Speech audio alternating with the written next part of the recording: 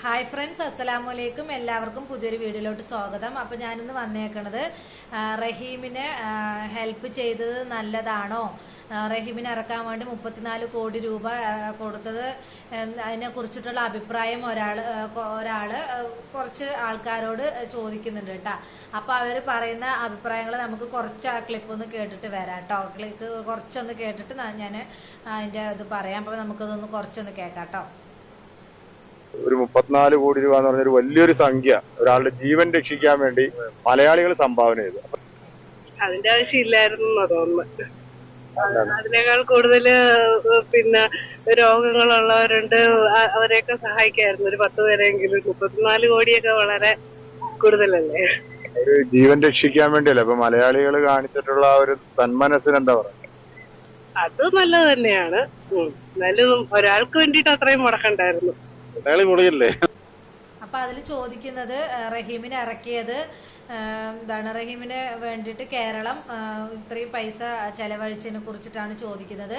അപ്പോൾ ഓരോരുത്തരും മനസ്സിലിപ്പ് നോക്കുക. അപ്പോൾ ആ ഉമ്മ പൊട്ടിക്കരയണതിൻ്റെ ഇതിലാണ് കേരളക്കാർ ഒന്നാകെ ഒന്നിച്ച് നിന്നിട്ട് റഹീമിനെ ഇറക്കാൻ വേണ്ടിയിട്ട് ഇത്രയും എമൗണ്ട് ഇതായത്. നമ്മൾ ശരിയാണ്, അസുഖങ്ങൾ കൊണ്ട് ബുദ്ധിമുട്ടുന്നവർ ഒരുപാട് പേരുണ്ട്. അസുഖങ്ങൾ കൊണ്ട് ബുദ്ധിമുട്ടുന്നതിനേക്കാളും ഇതാണ് നമ്മൾ എന്താണ്, നമ്മുടെ ഒരു മാതാവിൻ്റെ കൺമുന്നിൽ 18 വർഷമായിട്ടൊരു മോൻ ജയിൽവാസം അനുഭവിക്കുന്നത് അല്ലെ. മരിച്ചുപോയെങ്കിൽ നമുക്ക് മരിച്ചുപോയി എന്ന് പറയാം. പക്ഷെ മരണതുല്യമായിട്ടുള്ള നരകജാതന അനുഭവിക്കുന്ന ഒരു ജീവിതമാണ് റഹീമിന്റെ ഗൾഫ് രാജ്യത്ത്. അപ്പൊ അതിൽ ആ ഉമ്മ നീറി കഴിയണം. ഓരോ ദിവസവും 1-2 ദിവസമല്ല ആ ഉമ്മ അനുഭവിച്ച വേദന. 18 വർഷമാണ് ആ ഉമ്മ അനുഭവിച്ചിരിക്കുന്നത്.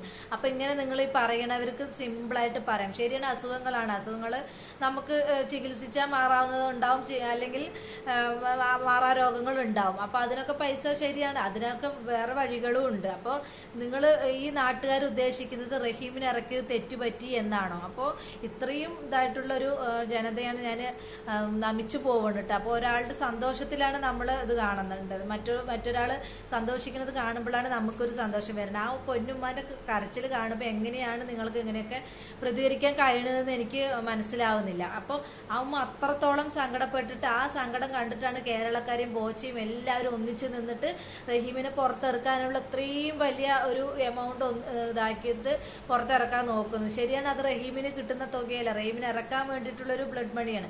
അതുകൊണ്ട് അവർക്കാണ് അത് പോകുന്നത്. ശരിയാണ്, എങ്കിൽ കൂടെ നമ്മൾ പറയുമ്പോൾ നമ്മുടെ വീട്ടിലാണ് ഇങ്ങനെ ഒരു അവസ്ഥ വന്നത് എങ്കിൽ നിങ്ങൾ ഈ പറഞ്ഞ ആൾക്കാരെല്ലാം നിങ്ങൾ ഇങ്ങനെ പറയുമോ? ഒന്ന് ചിന്തിച്ചു നോക്കൂ. നിങ്ങളുടെ മക്കൾക്കാണ് ഇങ്ങനെ ഒരു വിധി വന്നതെങ്കിൽ നിങ്ങൾ ഇങ്ങനെ തന്നെ പറയും. ആ ഉമ്മാന്റെ കണ്ണുനീര് കണ്ടിട്ടാണ് ജാതിഭേദമന്യേ എല്ലാവരും സഹായിച്ചത്, അല്ലാതെ വേറെ ഒന്നുമല്ല. അത്രയും 1-2 വർഷമല്ല റഹീം നരകജാതന അനുഭവിച്ചത് ഗൾഫിൽ. 18 വർഷമാണ് റഹീം അവിടെ കടന്നത്. അപ്പോൾ അതിൻ്റെതായിട്ടുള്ളൊരു ആ ഉമ്മാന്റെ കണ്ണുനീര് കണ്ടിട്ടാണ് എല്ലാവരും ഒന്നിച്ച് നിന്നിട്ട് ഇറക്കാനുള്ളത് നോക്കിയത്. അപ്പോൾ ഇങ്ങനെയുള്ള കമന്റ്സ് ഒക്കെ ഇടുമ്പോൾ നിങ്ങൾ സൂക്ഷിക്കുക. നമുക്ക് ഇങ്ങനെ ഒരു അവസ്ഥ വന്നാലുള്ള സ്ഥിതി നമ്മളൊന്ന് ചിന്തിച്ച് നോക്കുക. അപ്പം നമുക്ക് ആർക്കും ഇങ്ങനെയുള്ളൊരു വിധി വരാതിരിക്കട്ടെ.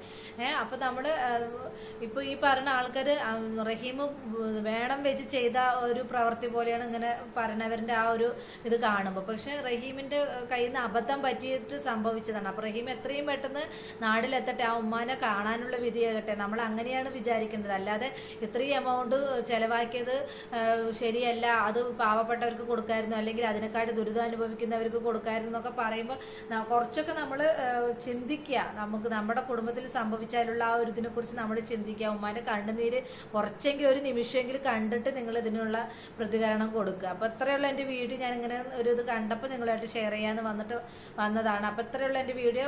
പുതിയ വീഡിയോ ആയിട്ട് നമുക്ക് വീണ്ടും കാണാം. അസ്സലാമു അലൈക്കും, ബൈ.